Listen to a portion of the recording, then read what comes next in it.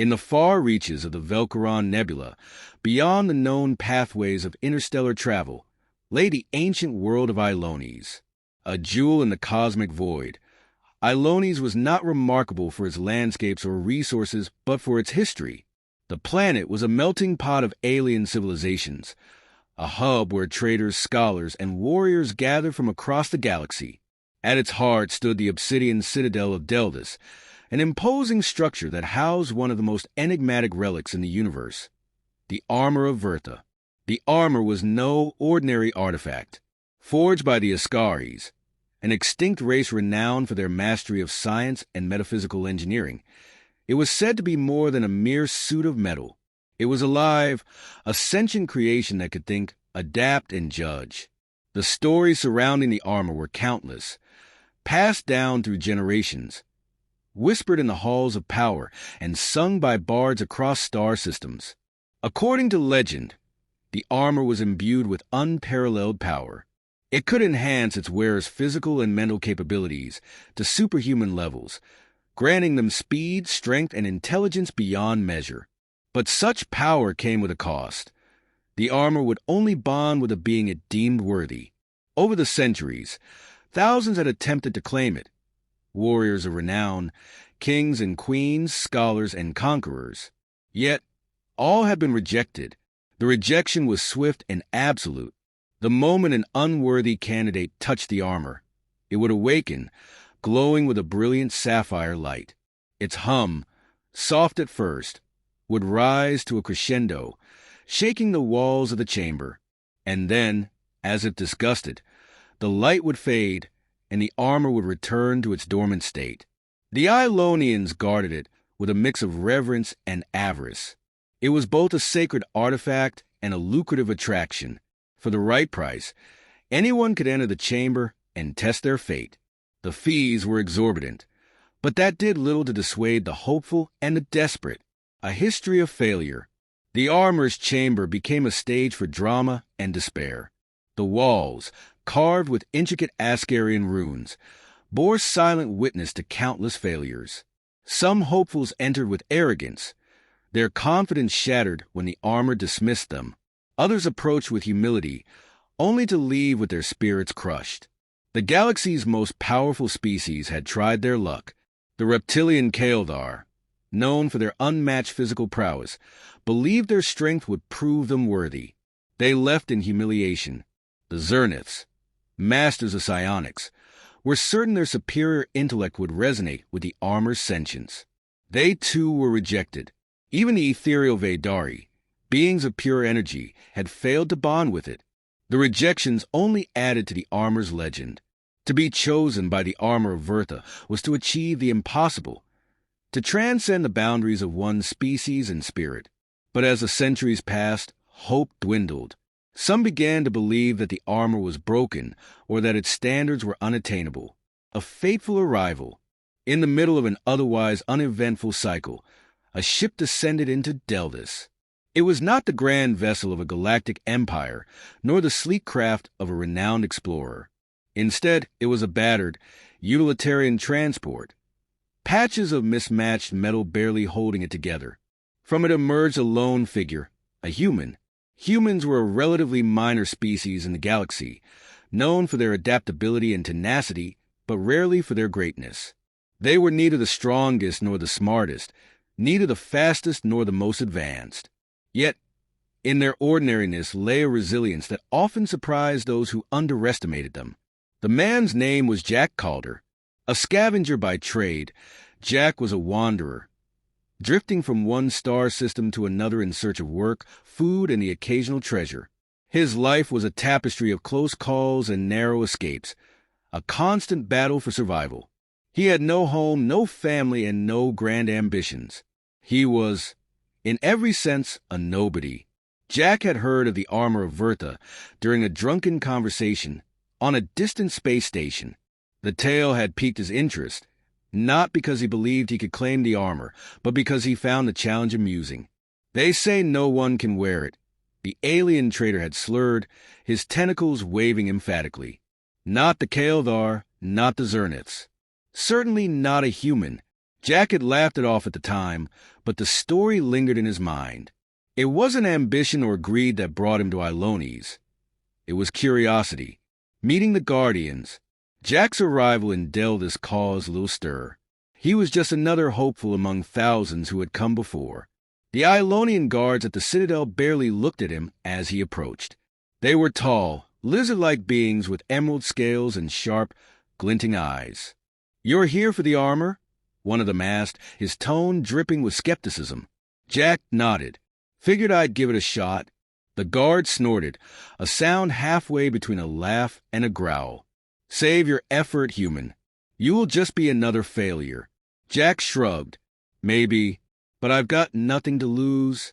The second guard stepped forward, inspecting Jack with a mixture of amusement and disdain. "Do you have the fee?"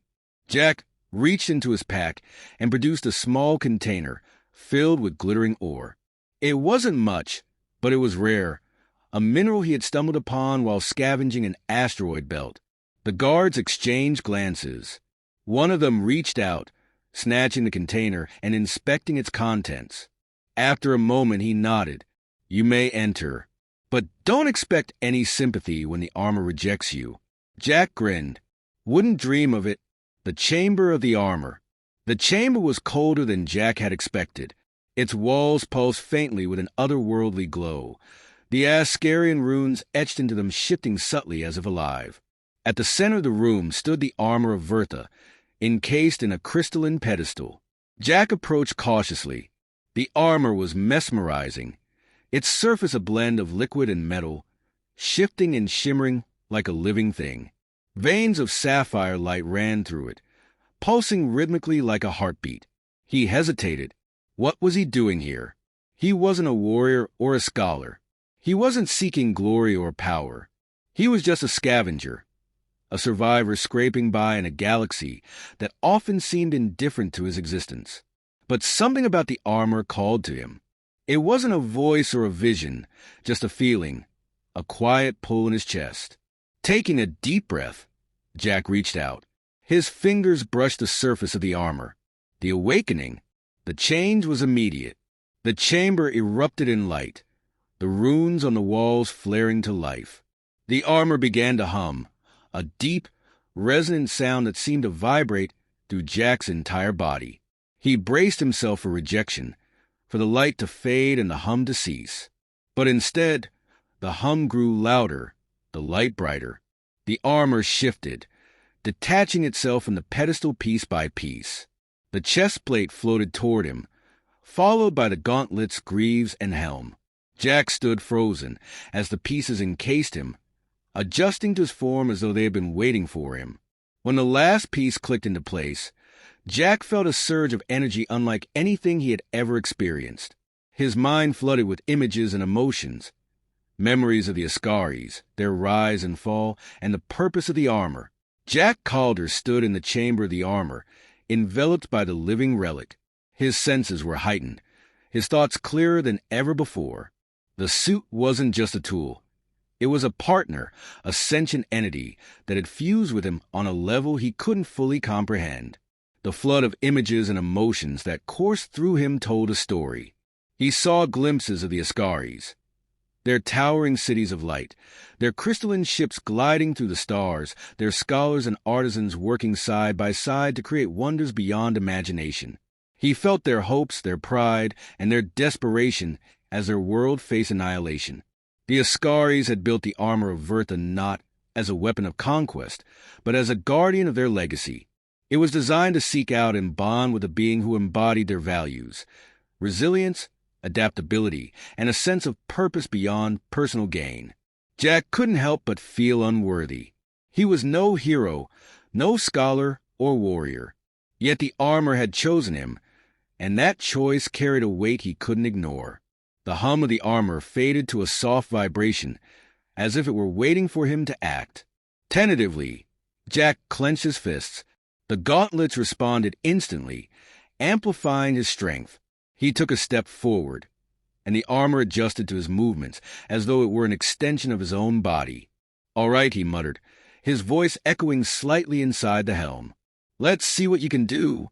The reaction, Outside the chamber, chaos erupted as news spread through Delvis. The human had bonded with the armor. The Ionian guards were the first to witness it, their initial amusement turning to shock and disbelief. "It can't be," one guard muttered, his emerald scales darkening with unease. "Impossible," hissed another. "The armor hasn't accepted anyone in centuries." And now, a human. The city buzzed with activity as word traveled. Delegates from various species, Kaeldar generals, Zerna psionics, and Vaydari diplomats crowded the citadel, demanding answers. Some were outraged, others merely curious. All were incredulous. How could a human succeed where we failed? One Kaeldar warrior growled, his voice a guttural snarl.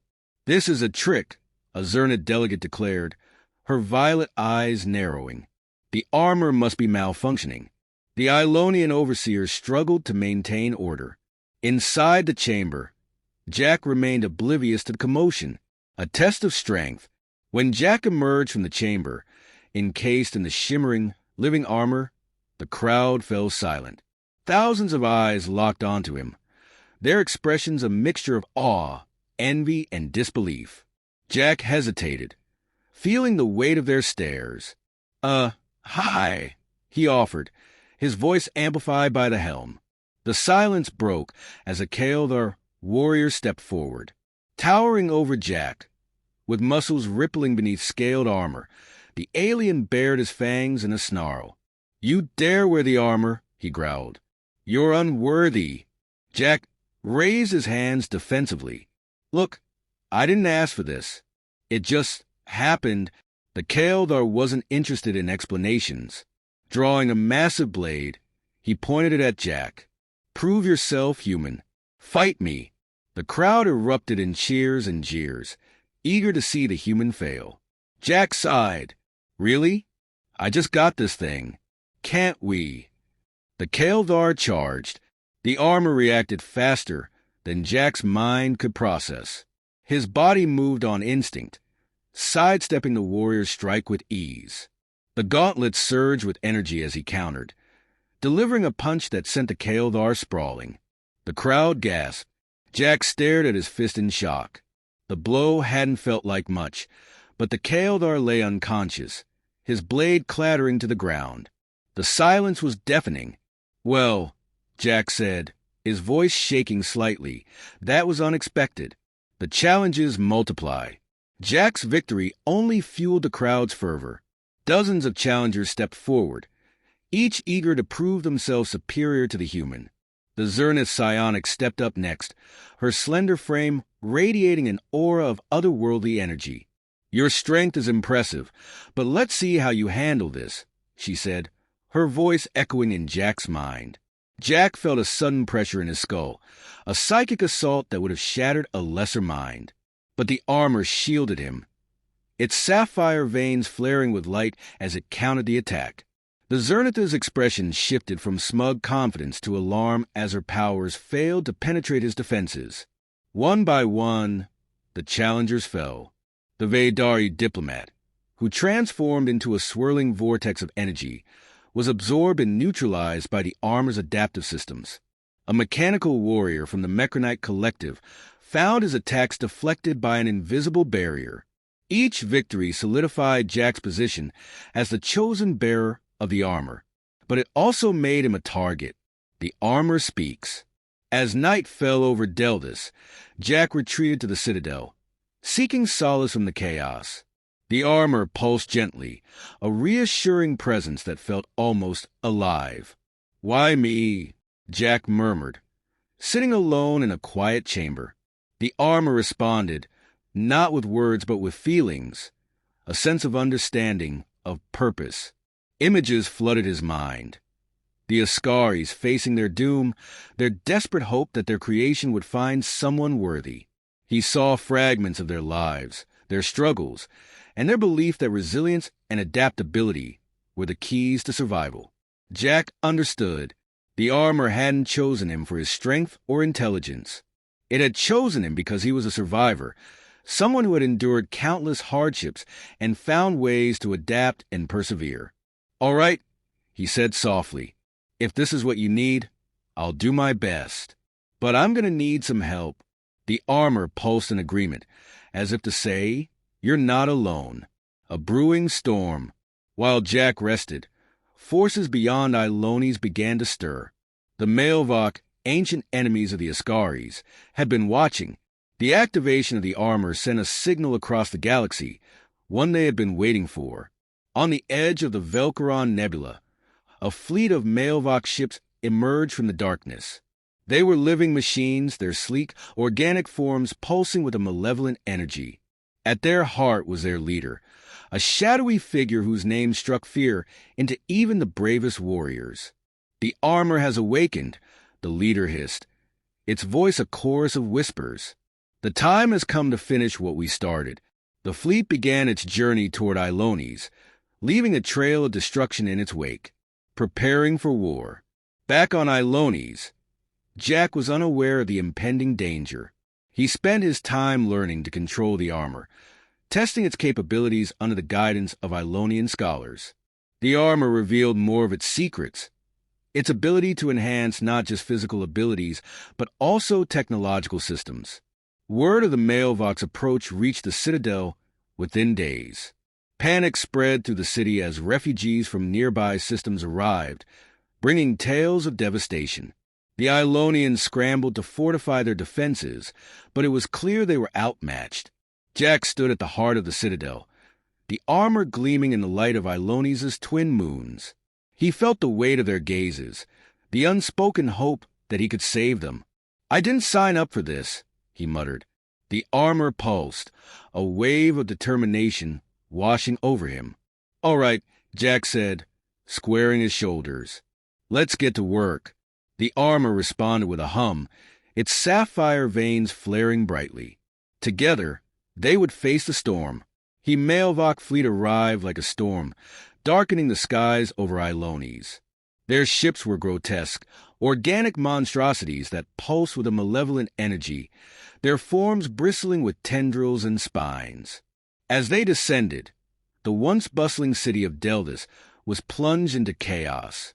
Jack Calder stood on the Citadel's highest balcony, overlooking the impending disaster.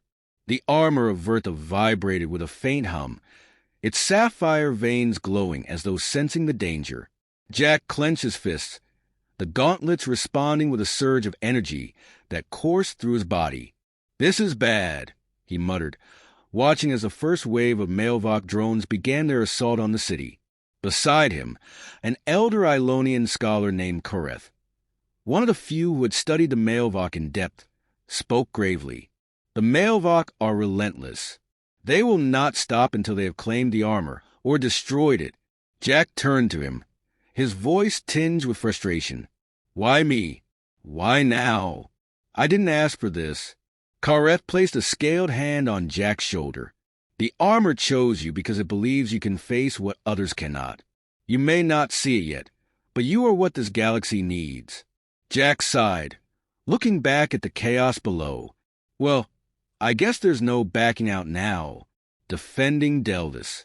The first wave of the Maelvok attack consisted of drones, mechanized, insect-like creatures designed to overwhelm defenses. They swarmed the city in the thousands, their razor-sharp limbs cutting through metal and stone with ease. Jack leaped from the balcony, landing in the center of the city square with a thundering impact. The armor absorbed the shock, its adaptive system stabilizing him. Civilians scattered as the drones turned their attention to the glowing figure in their midst. "All right, let's see what you've got," Jack muttered. The first drone lunged at him, its bladed limbs slicing through the air. Jack dodged effortlessly, the armor enhancing his reflexes. He countered with a punch that sent the drone flying into a nearby wall, shattering it into pieces. More drones swarmed him, but the armor systems responded with precision. The gauntlets morphed into energy cannons, firing bolts of sapphire light that tore through the oncoming swarm. The battle became a blur of motion as Jack weaved through the chaos, every move guided by the armor's sentience. Above him, the Ilonian forces fought valiantly, their aerial ships engaging the larger Maelvok vessels. The city's defenses blazed with light as energy cannons fired into the sky, but the Mailvox ships were relentless, their organic forms regenerating faster than they could be destroyed. The heart of the armor. As the battle raged on, Jack began to feel a strange connection with the armor. It was more than a tool or even a partner. It was alive, its consciousness intertwined with his own. "Talk to me," he muttered, hoping the armor could somehow respond. A wave of emotion washed over him. Determination, focus, and something deeper, trust. The armor was guiding him, showing him not just how to fight, but how to lead. He could sense the Mailvox strategy, their relentless push toward the citadel where the heart of Ilones' defenses lay. The armor revealed glimpses of the Mailvox history, their hatred for the Ascaris, their obsession with consuming and corrupting anything they couldn't dominate. "They're coming for you," Jack realized. They want to destroy what's left of the Ascaris. The armor pulsed in agreement. The turning point.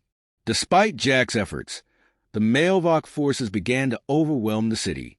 Buildings crumbled, and the Ilonian defenders were pushed back toward the citadel. The sky was filled with fire and ash as the Mailvox ships rained destruction from above. Kareth and a group of Ilonian leaders met Jack in the citadel's command center, their faces grim. "We cannot hold them off much longer," Kareth said. "If the citadel falls, Ilones will be lost." Jack clenched his fists, the armor glowing brighter as it fed off his resolve. There has to be a way to stop them. Something they don't expect. Kareth hesitated before speaking. "There is one possibility. The Ascaris build a failsafe into the armor, a power capable of destroying the Mailvox. But it comes at a cost." Jack frowned. "What kind of cost?" "The power would drain the armor completely," Kareth explained. "It would destroy the Mailvox, but it would also sever your bond with the armor. You would survive, but the armor would cease to exist." Jack's chest tightened. The armor had become a part of him, a lifeline in the chaos. Losing it felt unthinkable, but as he looked at the terrified faces of the Ilonians, he knew he didn't have a choice. "How do I activate it?" he asked. Kareth placed a hand on his shoulder. "You must go to the heart of the Mailvox fleet. The armor will guide you into the storm." Jack stood on the citadel's highest platform, gazing at the Mailvox fleet looming over the city. The armor pulsed steadily, as if reassuring him. "You ready for this?" he asked. The armor responded with a surge of energy, its sapphire veins glowing brighter than ever. Jack launched himself into the air, the armor's thrusters propelling him toward the fleet. He weaved through the chaos of the battlefield, dodging Mailvox drones and energy blasts. The closer he got to the heart of the fleet, the more intense the resistance became. The armor adapted, forming energy shields to deflect incoming attacks. Jack fought with a ferocity he hadn't known he possessed, the armor's strength and speed transforming him into a whirlwind of destruction. Finally, he reached the Mailvox flagship, a massive, pulsating structure that radiated malevolence.